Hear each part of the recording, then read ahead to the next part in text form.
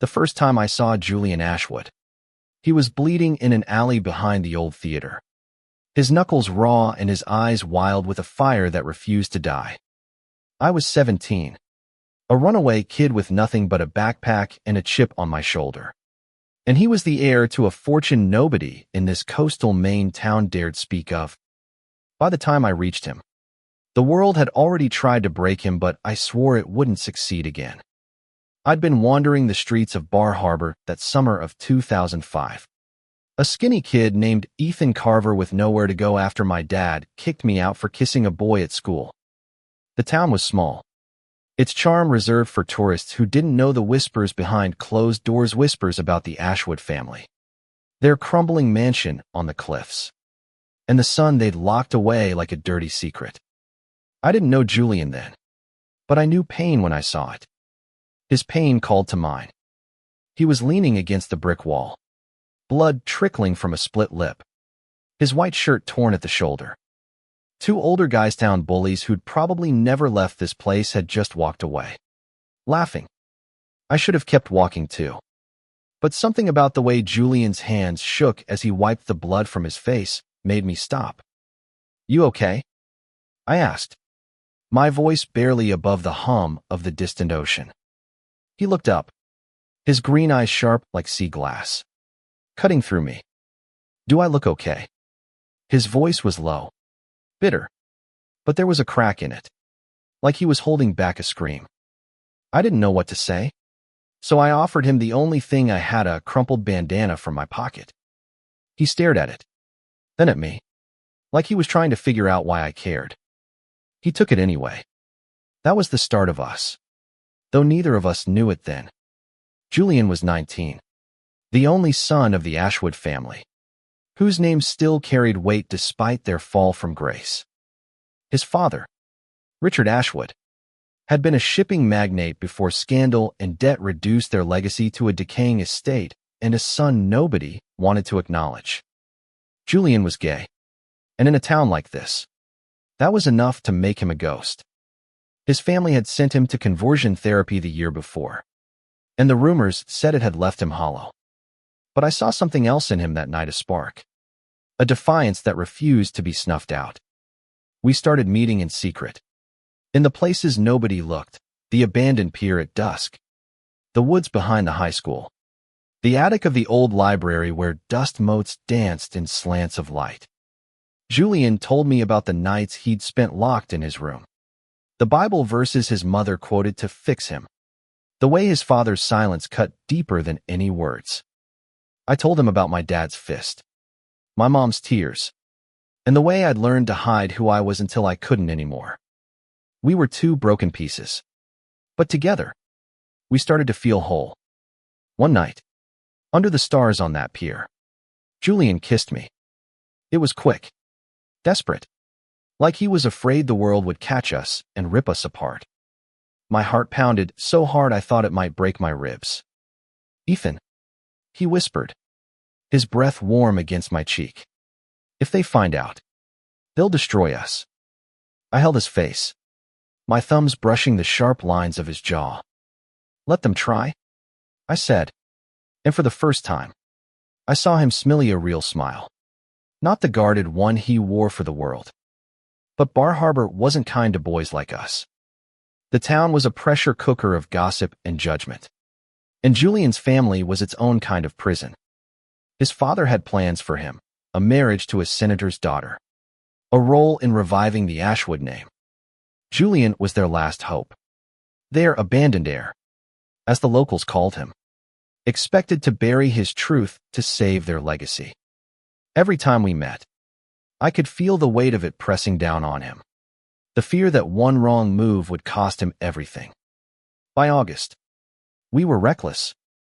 We'd sneak into the Ashwood estate when his parents were away, tiptoeing through the grand halls lined with portraits of stern-faced ancestors. In Julian's room, we'd lie on his bed, whispering dreams of running away to Boston or New York, somewhere we could be free.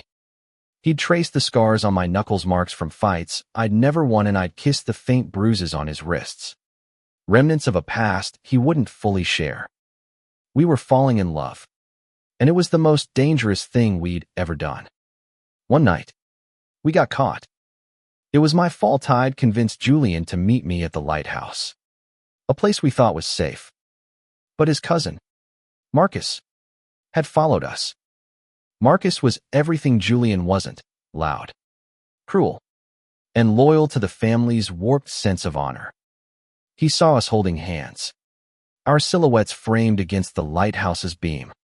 "You're a disgrace," he spat at Julian, his voice dripping with venom. "Wait till your father hears about this." Julian's face went pale, his hand slipping from mine.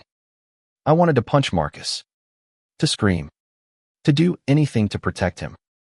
But Julian grabbed my arm, his grip tight. "Don't," he whispered, his voice breaking. "It's over." I didn't know if he meant us or his life as he knew it, but the fear in his eyes told me both were possible. That night, Julian disappeared. His family sent him away again, this time to a facility in upstate New York. Or so the rumors said. I went to the Ashwood estate, banging on the gates until my hands bled. But no one answered. The town turned its back on me, the runaway kid who dared to love the wrong person.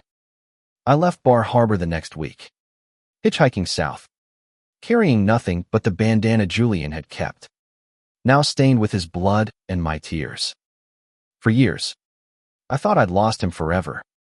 I built a life in Boston, working odd jobs, trying to forget the boy with sea glass eyes. But Julian was a ghost I couldn't outrun. Every time I saw a lighthouse or heard the crash of waves, I was back on that pier, feeling his lips on mine, hearing his whispered fears. I wondered if he was still fighting, still holding on to that spark I'd seen in him. 10 years later, I came back to Bar Harbor. I didn't plan Toy was just passing through. Or so I told myself. The town hadn't changed much, the same quaint streets, the same judgmental whispers. But the Ashwood estate was different. The mansion was half ruined, its windows boarded up, the gardens choked with weeds. Richard Ashwood had died, and his wife had moved away.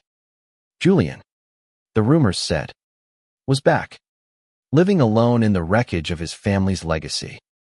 I found him at the old pier, the place where we'd first kissed. He was thinner now, his hair longer, but those green eyes still cut through me. "Ethan," he said, his voice soft but steady. "You came back." I wanted to ask why he'd never called, why he'd let me think he was gone forever. But all I could do was step closer, my heart racing like it had 10 years ago. "I never stopped looking for you," I said, my voice raw. He smiled, that same real smile, and reached for my hand. This time, I held it tight, vowing never to let go again. The world had tried to break him, but Julian Ashwood was still here, still fighting. And this time, I'd be by his side, no matter what came next. Standing on that pier, with Julian's hand in mine, I felt the years melt away, but the weight of them lingered in the lines on his face. He was still beautiful, but there was a hardness now, a guarded edge that hadn't been there when we were kids. Bar Harbor's salt air carried the same chill it always had. But this time, we weren't hiding. Not yet. "I thought you were gone for good," Julian said, his voice barely above the waves. He didn't look at me, his eyes fixed on the horizon where the sea met the sky. "After they sent me away, I tried to forget you. I tried to forget everything."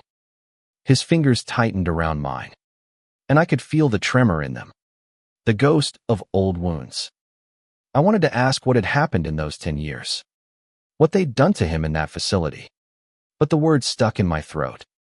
Instead, I pulled him closer, my free hand brushing the hair from his face. "You're here now?" I said. "That's what matters." He nodded, but the doubt in his eyes told me he wasn't so sure. We walked back to the Ashwood estate, our footsteps crunching on the gravel path that wound through the overgrown gardens. The mansion loomed ahead, Its once grand facade now a skeleton of peeling paint and broken shutters. Julian pushed open the heavy front door, and I followed him inside, the air thick with dust and memories. The portraits still hung on the walls, their eyes watching us like they knew our secrets. Julian led me to the library, the one room that still felt alive. Bookshelves towered to the ceiling, their spines cracked but intact. He sank into an old leather chair, and I sat across from him, the space between us heavy with unspoken questions. "Why did you come back, Ethan?" he asked, his voice sharp now, like he was bracing for a blow. "I don't know," I admitted. "I just needed to see you, to know you were okay." I leaned forward, my elbows on my knees. "Are you okay, Julian?" He laughed, a bitter sound that didn't reach his eyes. "Okay. I'm the last Ashwood, living in a house that's falling apart, in a town that hates me. My father's dead. My mother's gone. And the only thing I've got left is a name nobody respects." He paused, his gaze softening. "And you?" My chest tightened. I wanted to cross the room, to hold him until the pain in his voice disappeared. But I stayed where I was. "What happened after they sent you away?" I asked, my voice low. He looked down at his hands, his fingers tracing the armrest's worn leather. "They tried to fix me again. More therapy, more prayers, more everything. When that didn't work, they cut me off. No money, no contact. I bounced around for years: New York, Chicago, anywhere I could disappear. But I kept coming back here. It's like this place won't let me go." I stood then, unable to stay still any longer. I knelt in front of him, taking his hands in mine. "You don't have to stay," I said. "We could leave, Julian. Start over somewhere new. Together." His eyes met mine, and for a moment, I saw the boy I'd loved, the one who'd kissed me under the stars. But then he pulled his hands away, standing abruptly. "It's not that simple," he said, pacing the room. "You don't know what it's like to carry this name, this curse. People still watch me, Ethan. They're waiting for me to fail." I stood too, anger flaring in my chest. "Then let them watch. Let them talk. We don't owe them anything." I stepped closer, my voice dropping. "I lost you once, Julian. I'm not doing it again." He stopped pacing, his shoulders slumping. When he turned to me, his eyes were wet. "I don't know if I'm strong enough," he whispered. "Not for this. Not for us." Before I could respond, a sharp knock echoed through the house. Julian froze, his face paling. "Who's that?" I asked, but he was already moving toward the door, his steps quick and tense. I followed, my heart pounding. It was Marcus, Julian's cousin, standing on the porch with a smirk that made my fists clench. He was older now, his hair thinning, but the cruelty in his eyes hadn't changed. "Heard you were back, Julian," he said, his voice dripping with mock sweetness. "And you brought company." His gaze flicked to me, and I felt the same chill I had 10 years ago. "What do you want, Marcus?" Julian's voice was steady, but I could hear the strain in it. Marcus stepped closer, his smirk widening. "The estate's up for auction next month. Thought you should know.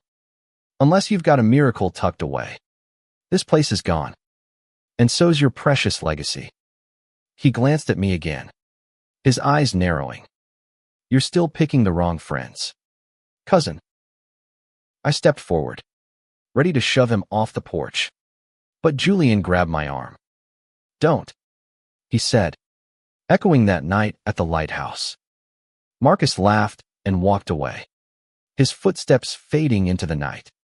Julian shut the door, his hands shaking. "He's right," he said, his voice barely audible. "I can't save this place. I can't save anything. I turned him to face me, my hands on his shoulders. You don't have to save it, I said. You just have to save yourself. And I'm here. Julian. I'm not going anywhere. He looked at me, his eyes searching mine. And for the first time that night, he didn't pull away. We stood there, the silence between us filled with the weight of 10 lost years and the fragile hope of a new beginning. I didn't know what would happen next, but I knew I'd fight for him, for us, no matter what it took. The next morning, the air in the Ashwood estate felt heavier, as if Marcus's visit had stirred up ghosts that refused to settle. Julian was quiet, moving through the house like he was afraid to disturb it. I watched him make coffee in the kitchen, his hands steady but his eyes distant. I wanted to reach for him, to pull him back from whatever edge he was teetering on. But I knew he needed space.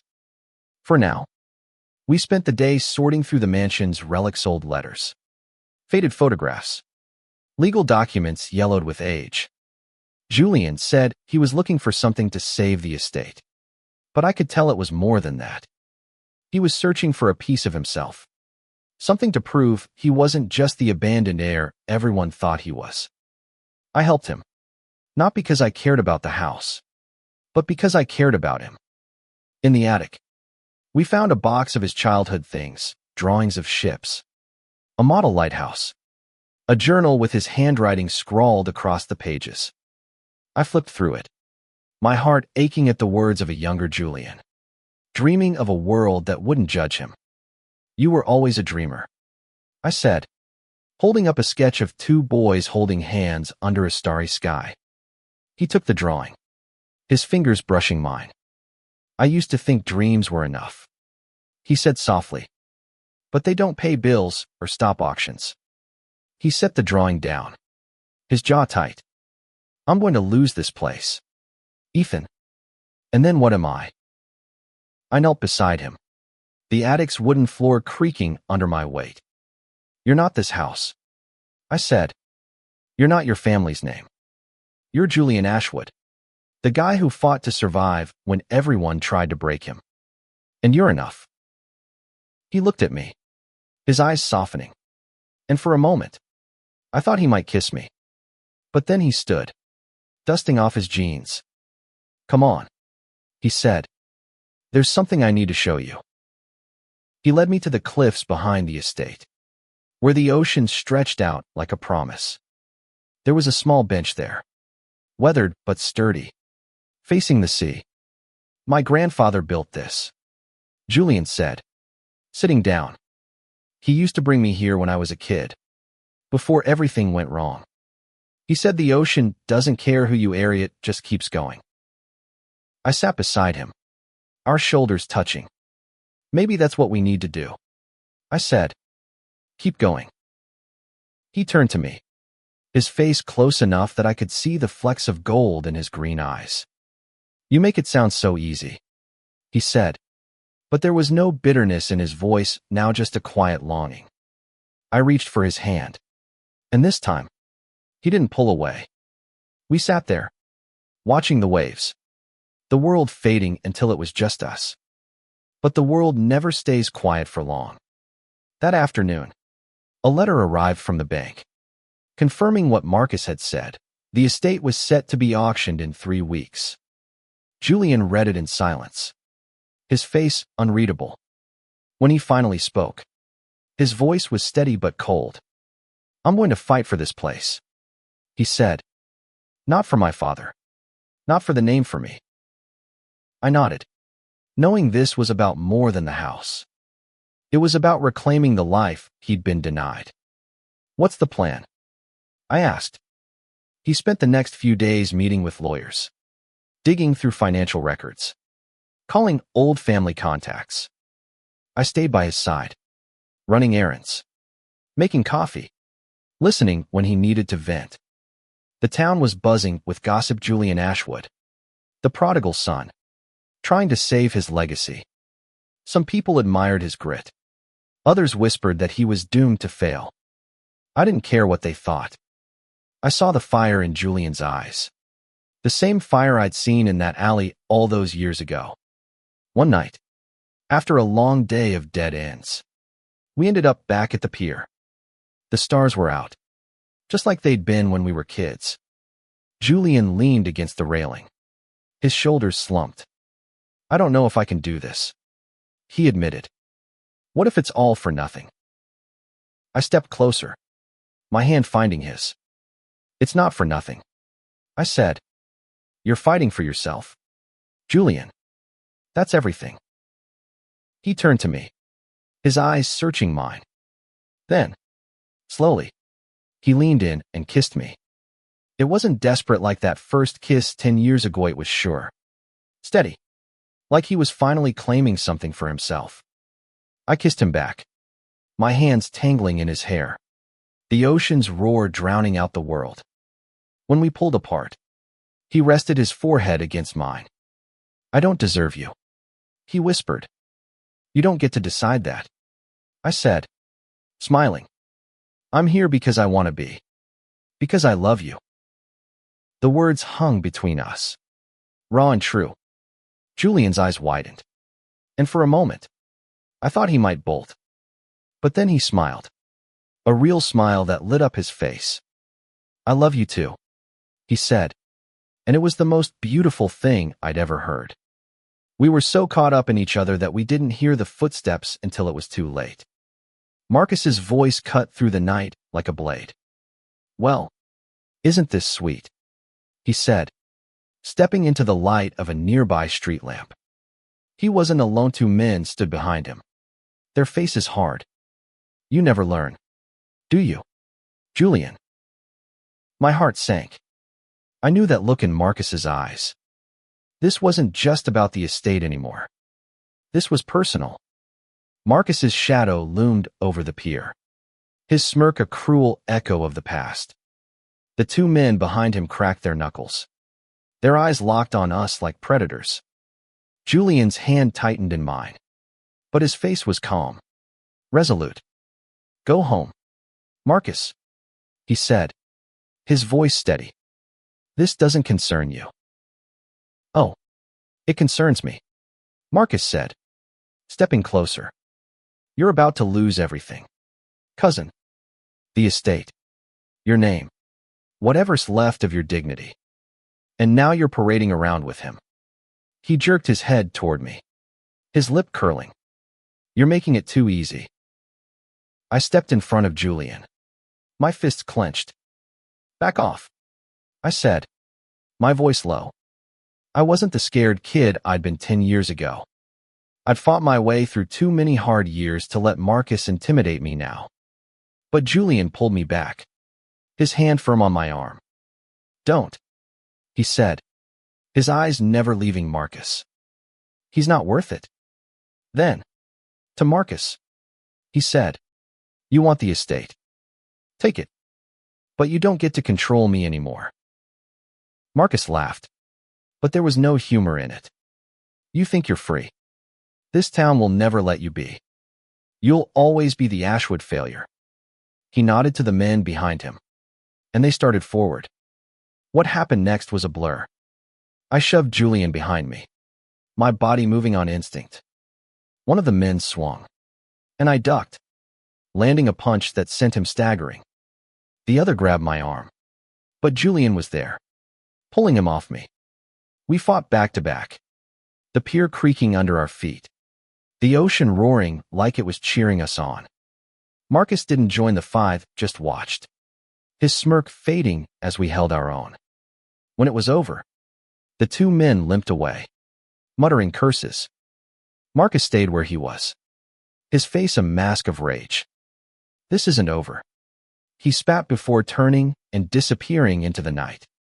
Julian and I stood there, panting, blood trickling from a cut on my cheek. He reached for me, his fingers gentle as he wiped the blood away. You didn't have to do that, he said, his voice soft. Yeah, I did, I said, grinning despite the pain. Nobody gets to hurt you.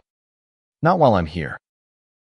He laughed, a shaky sound, and pulled me into a hug. We stood there, holding each other, the stars above us and the waves below. For the first time, I felt like we could face anything together. The next few weeks were a whirlwind. Julian threw himself into saving the estate, and I was by his side every step of the way. We found an old trust fund his grandfather had set up, buried in legal documents nobody had bothered to read. It wasn't enough to save the entire estate, but it was enough to buy time. Julian negotiated with the bank, his voice steady as he argued for his home. I watched him, amazed at the strength he'd found, the strength that had always been there. The town started to change too. Not everyone, but enough. A few local shopkeepers, teachers, even the librarian who'd let us hide in her attic years ago started speaking up for Julian. They saw him not as the abandoned heir, but as a man fighting for his truth. It wasn't perfect, but it was a start. On the day of the auction, Julian stood in front of the estate, his hand in mine. The crowd was smaller than expected, the air tense with anticipation. Marcus was there, his face smug, but Julian didn't flinch. When the auctioneer announced that the estate had been pulled from the block thanks to a last-minute deal with the bank, the crowd murmured, and Marcus's face fell. Julian turned to me, his eyes bright. "We did it," he whispered. "You did it," I corrected, squeezing his hand. "We didn't stay in Bar Harbor forever." A year later, we moved to Boston, where Julian started a small art gallery, showcasing local artists who'd never had a chance to shine. I worked as a carpenter, building things that lasted, things that mattered. The Ashwood estate became a community center, a place for kids like us, kids who needed a safe place to be themselves. Sometimes, we'd go back to the pier, sitting on that same weathered bench, watching the waves. Julian would lean against me, his hand in mine, and we'd talk about the future, our future. We weren't just surviving anymore. We were living. Looking back, I think about that boy in the alley, bleeding but unbroken, and the man he became, strong enough to reclaim his life. I think about the boy I was, lost and angry, and the man I am now, holding the hand of the person I love. The world tried to break us, but we held on to each other, to hope, to the truth that love is worth fighting for. And in the end, that was enough.